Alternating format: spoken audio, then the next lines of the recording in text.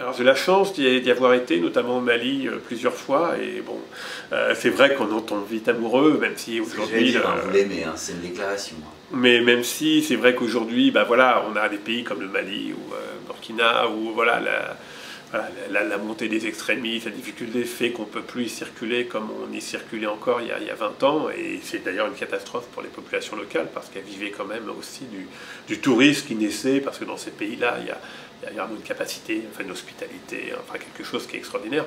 Et du coup, moi, voilà, j'ai vu les étudiants qui travaillaient là-bas avec moi, qui du jour au lendemain ne pouvaient plus y travailler, enfin, etc. Donc c'est vrai que c'est aussi une catastrophe que dans ces pays-là, une forme d'insécurité liée à ce terrorisme est dommage. Je dirais, par exemple, le Mali, j'adorais, parce que voilà, le Mali est un pays évidemment musulman où voilà, il y a un rapport homme-femme qui est complètement ouvert. Enfin voilà, c'est-à-dire voilà, qu'on associe aussi à l'islam, le voile, etc.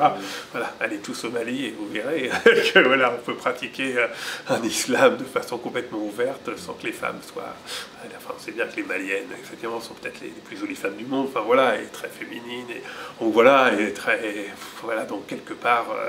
Voilà, ça relativise aussi. C'est toujours triste de voir ces pays qui avaient une telle énergie là être coupés, ou plus coupés encore du monde, alors que c'est évident que c'est par cette ouverture qu'ils ont quelque chose à apporter par leurs différences, par leur culture, par leur... voilà. Et ça, c'est terrible, parce que voilà, ces pays, notamment d'Afrique noire, sont coupés du reste du monde, hein, mais que ce soit l'Europe, l'Asie, l'Arabie, etc., ça va générer forcément ces migrations clandestines, et voilà, ces gens. Aucun pays peut rester fermé, surtout quand ce sont des pays qui sont en plus enfermés sur une forme de misère. On ne peut plus enfermer les gens aujourd'hui. Enfin,